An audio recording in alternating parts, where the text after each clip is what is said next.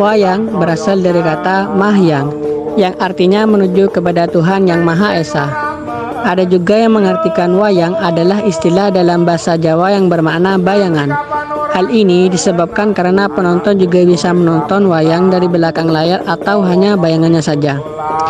Para ahli sudah memperkirakan bahwa wayang sudah ada dan berkembang sejak zaman kuno sekitar 1500 sebelum Masehi, jauh sebelum agama dan budaya dari luar masuk ke Indonesia.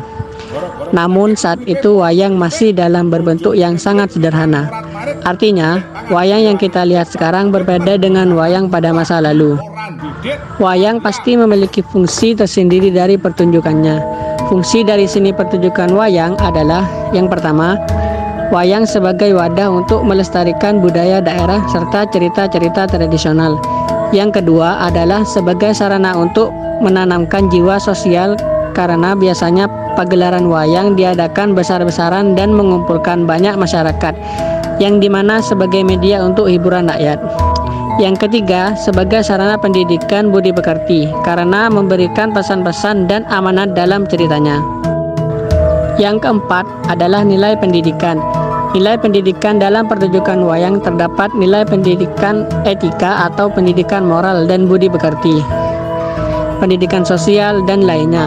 Manfaat pendidikan ini terkandung di dalam setiap cerita dari pertunjukan wayang yang menampilkan pesan-pesan edukatif tersebut. Alasan wayang jarang diminati oleh generasi muda karena bahasa yang digunakan dalam wayang itu dianggap terlalu rumit sehingga sulit untuk dipelajari dan dipahami. Cerita atau lakon dan pesan sosial yang disampaikan juga cenderung berat. Bahkan pertunjukan wayang yang bercorak konvensional atau sesuatu yang lampau. Durasi wayang juga yang terlalu lama dan frekuensi pagelaran wayang yang terhitung masih rendah. Wayang juga dianggap kolot atau kuno oleh generasi muda karena pertunjukan wayang yang terkesan hanya untuk orang tua saja. Wayang juga kurang mengalami modernisasi, jadi generasi muda pun merasa jenuh atau bosan ketika melihat pertunjukan wayang. Wayang sekarang semakin ditinggalkan oleh generasi muda yang lebih gandrung dengan budaya massa, dikarenakan negara yang belum merespon tentang pengembangan dan pelestarian wayang sebagai budaya tradisi.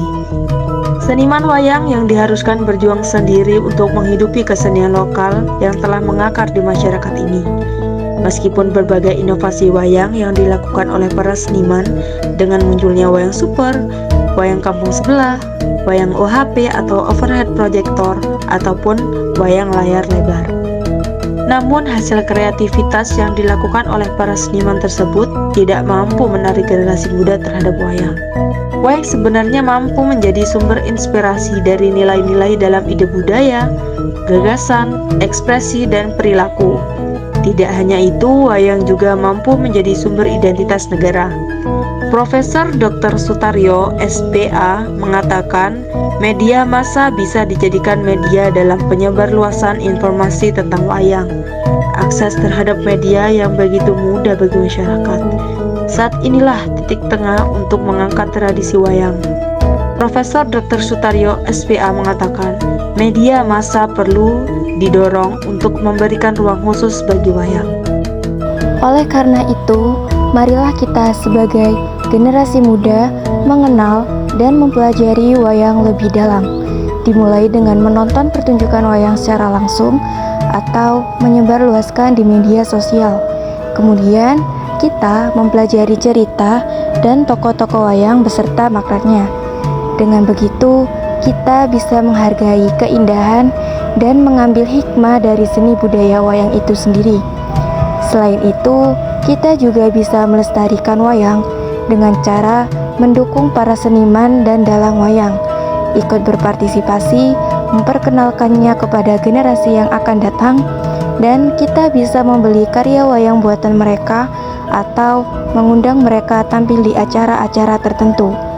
Dengan bantuan ini, wayang tetap bisa lestari dan dikenang sepanjang masa.